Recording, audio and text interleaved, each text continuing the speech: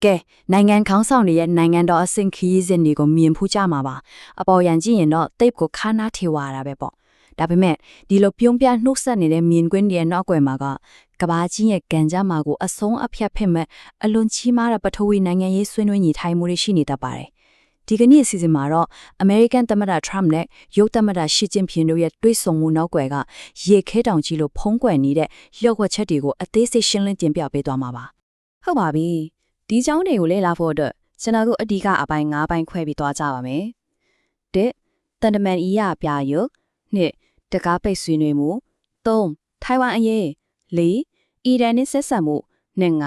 ကမ္ဘာအင်အားပြန်ဆန်မှုတို့ပဲဖြစ်ပါတယ်အပေါ်ညံပြင်ကွင်းကနေအောက်ခြေကအီရန်နဲ့ထိုင်ဝမ်ရေးလိုလေးနဲ့တဲ့ကိစ္စတွေစီဆင်းသွားကြတာပေါ့အပိုင်းတစ်အနေနဲ့တန်တမန်ရေးရဖြာရုပ်ဒါမှမဟုတ်သမိုင်းဝင်ခန်းနာမှုဆိုတဲ့ခေါင်းစဉ်ကိုစကြည့်ကြအောင်ဒါကတော့ရေခဲတောင်ရဲ့ထိပ်ဖြားလေးပေါ့ဘေဂျင်းမျိုးကသမိုင်းဝင်ခရီးစဉ်ကနေစလိုက်ကြအောင်ပါဒီခရီးစဉ်မှာသမ္မတ Trump ဟာဘေဂျင်းမှာရှိတဲ့ကောင်းကင်မုံကျောင်းတော်လို့ခေါ်တဲ့ Temple of Heaven ကိုတွားရောက်ခဲ့ပါတယ်စင်ဆိုင်ကြည့်ပါဒီကျောင်းတော်ကြီးဟာ14ထောင်ပြည်လွန်နှစ်တီကတိဆောက်ခဲ့တာဖြစ်ပြီးနာမည်ကျော်သားမီမြို့တော် Forbidden City ထက်ကို၄ဆလောက်ပိုကြီးပါတယ်အရင်ကတရုတ် Egrat တိုင်းပြည်သားရဥပယရေးအထွတ်ဆုတောင်းတဲ့တိတနေရာတစ်ခုပေါ့စိတ်ဝင်စားစရာကောင်းတာကအမေရိကန်သမ္မတတွေထဲမှာ1985ခုနှစ်ကသမ္မတ Gerald Ford လာရောက်ပြီးကြတဲ့ကဆိုရင်ဒီကိုလာရောက်တဲ့တူဦးတဲ့သောသမ္မတဖြစ်လာပါတယ်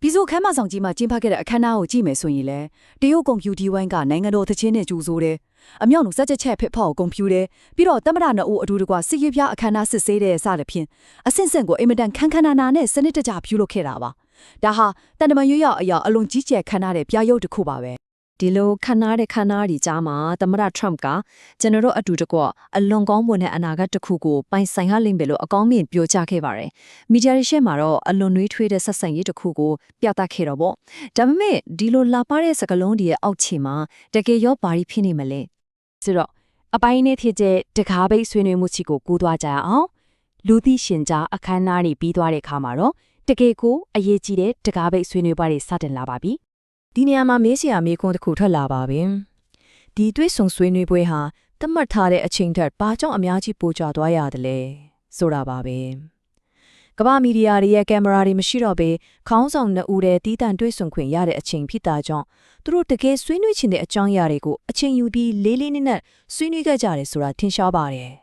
ဇင်းနဲ့ပွဲပြီးထွက်ပေါ်လာတဲ့တုံ့ပြန်မှုတွေကိုကြည့်လိုက်ရင်တကယ်ကိုစိတ်ဝင်စားစရာကောင်းပါတယ်။တရုတ်နိုင်ငံဘက်ကချက်ချင်းပဲကြီးညာချက်တွေဆက်တိုက်ထုတ်ပြန်ခဲ့ပါတယ်။ကုန်သွယ်ရေးနဲ့ပတ်သက်ပြီးဟန်ချက်ညီတဲ့ရလဒ်တွေရရှိခဲ့တယ်လို့ဆိုသလိုထိုင်ဝမ်ရေးကလည်းအရေးကြီးဆုံးကိစ္စရဲ့အဖြစ်အလေးပေးဖျော်ပြခဲ့ပါတယ်။စန့်ကျင်ဘက်အနေနဲ့ American အိမ်ဖြူတော်ဘက်ကတော့ချက်ချင်းတရားဝင်ထုတ်ပြန်ချက်တစုံတရာမပေးဘဲအန်ဒေါ်စရာကောင်းလောက်အောင်တိတ်ဆိတ်နေခဲ့ပါတယ်။ဒါဟာပနစ်ဖက်ရဲ့ချင်းကပ်ပုံကွာခြားချက်ကိုပြတ်သားစားပြသနေတာပါပဲ။အခုအပိုင်း3အနေနဲ့တရုတ်ကိုစားတဲ့ဘက်ကအရေးကြီးဆုံးလို့တိတိကျကျသတ်မှတ်ထားတဲ့ထိုင်ဝမ်အရေးရှိကိုဆက်သွားကြည့်ကြရအောင်ဒီအချက်မှာတကယ်ကိုစေကွန်စားစရာကောင်းတာကထိုင်ဝမ်ရဲ့ကာကွယ်ရေးမဟာဗျူဟာပါပဲ Porcupine Strategy လို့ခေါ်ပါတယ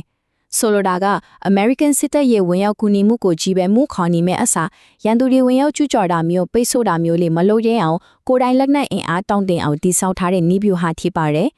်လက်ရှိမှာလည်းထိုင်ဝမ်ဟာပထမအကြိမ် Trump အစိုးရလက်ထက်ကားတွေကဝယ်ယူထားပြီးနောက်ကျနေတဲ့ American လက်နက်တွေကိုစောင့်ဆိုင်နေရဆဲပါ။ဘာလို့ဒီလောက်တောင်အရေးကြီးနေရတာလဲ။ထိုင်ဝမ်ဟာကမ္ဘာပေါ်မှာအဆင့်စစ်ကွန်ပျူတာ chip ထုတ်လုပ်တဲ့နေရာဖြစ်နေလို့ပါပဲ။ဒီနေ့ခေတ်သစ်ကမ္ဘာကြီးတစ်ခုလုံးဟာဒီ chip တွေပေါ်မှာလည်ပတ်နေတာကို American ဆိုင်ရာထိုင်ဝမ်တမန်ကြီးတတိပေးခဲ့တယ်လို့ပဲဒီနေရာမှာပိတ်ဆို့မှုတစုံတရာဖြစ်လာခဲ့တဲ့ chip တွေကိုအကြီးအကျယ်မိခိုနေရတဲ့ American စီးပွားရေးတာမကကမ္ဘာတဝန်းကမဟာမိတ်နိုင်ငံတွေရဲ့စီးပွားရေးကိုပါဆိုးဆိုးရွားရွားထိခိုက်စေမှာအသေးချပါပဲအပိုင်းလေးကိုရောက်လာပါပြီအီရန်နဲ့ဆက်ဆက်မှုဒါမှမဟုတ်ပထဝီနိုင်ငံရဲ့ပေးယူပေါ့ရှုပ်ထွေးနေတဲ့ထိုင်ဝမ်အေးဟာကမ္ဘာတစ်ဖက်ချမ်းကအီရန်ပဋိပက္ခနဲ့ဘယ်လိုများသွားဆက်ဆက်နေတယ်လဲဆိုတာကိုရှင်းပြပေးပါမယ်ဒီနေရာမှာနိုင်ငံကရေးရကျွမ်းကျင်သူတွေခန့်မှန်းနေကြတယ်အသက်အန္တရာယ်နဲ့တောင်တူတဲ့အလွန်ကြီးမားတဲ့အပေးယူတစ်ခုရှိနေပါတယ်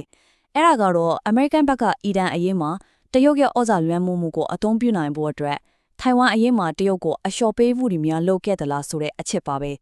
ဒါတကယ့်ကိုအလွန်မြင့်မားတဲ့နိုင်ငံတကာတန်တမာရေးကစားပွဲကြီးတစ်ခုပါစဉ်းစားကြည့်ရအောင်တရုတ်နိုင်ငံကအီရန်အရေးမှာဘာကြောင့်ဒီလောက်အရေးပါနေရတာလဲအကြောင်းရင်းကရိုးရှင်းပါတယ်တရုတ်ဟာအီရန်ရေနံစင်းကိုအများဆုံးဝယ်ယူနေတဲ့နံပါတ်1နိုင်ငံဖြစ်နေလို့ပါပဲ ဒါကြောင့်မို့လို့လေအမေရိကန်နိုင်ငံသားရေးဝန်ကြီးမာကိုရူပီယိုရဲ့မဟာဗျူဟာမှာတရုတ်နိုင်ငံရဲ့ဒီယနာအုံမော်မီခွန်နီယာမှုကိုအသုံးချပြီးအီရန်ကိုတဘောတူညီချက်တစ်ခုရောက်လာအောင်တရုတ်ကဖိအားဖက်ဖို့အမေရိကန်ဘက်ကမျှော်လင့်နေရဖြစ်ပါတယ်။ကဲနောက်ဆုံးအပိုင်း9အနေနဲ့ဒီကဘာအင်အားကြီးနိုင်ငံသားကအင်အားပြန်ဆိုင်မှုဘယ်သူကအသားစီးရညူတယ်လဲအစရာကိုဗမလိုက်ပဲလေးလာကြည့်ကြပါမယ်။ဒါကဘာကိုရှင်းရှင်းလင်းလင်းပြသနေလဲဆိုရင်နိုင်ငံရဲ့မဟာဗျူဟာမျိုးရက်တီချက်ခွာခြားမှုပါပဲ။ American Inferior ဘက်ကတော့ Hormuz ရေလက်ကြား Strait of Hormuz တာပိတ်သွားခဲ့ရင်အီရန်ရေနံကိုအဓိကမီခိုနေရတဲ့ကျုံနိုင်ငံမှာအဆုံးရှုံးခံစရာတွေအများကြီးရှိတယ်လို့ယုံကြည်ပြီးအသားစီးရနေတယ်လို့ယူဆပါလေ။ဒါပေမဲ့ကျုံနိုင်ငံဘက်ကတော့ထိုင်ဝမ်အရေးဟာသူတို့တော့လုံးဝအယော့ပေးလို့မရတဲ့အရေးကြီးဆုံးစီမင်းဖြစ်ပြီးဒါကိုတေချာမကန်တွေနဲ့နိုင်ငံဆက်ဆံရေးတည်ငြိမ်မှုရှိမှာမဟုတ်ဘူးလို့အခိုင်အမာယက်တည်နေပါလေ။တစ်ဖက်ကရေနံကိုအကျက်ကင်ပြီးနောက်တစ်ဖက်ကထိုင်ဝမ်ကိုအဓိကထားတွဲအားပေးနေတဲ့သဘောပါပဲ။ ညီကုန်းချုပ်အနေနဲ့ကျွန်တော်တို့အလုံးစဉ်းစားစရာမိကွာတစ်ခုခြံထားခဲ့ပါစီ။ Hormuz ရေလက်ကျမှာပဲချစ်ဖြစ်ထိုင်ဝမ်ရေလက်ကျမှာပဲချစ်ဖြစ်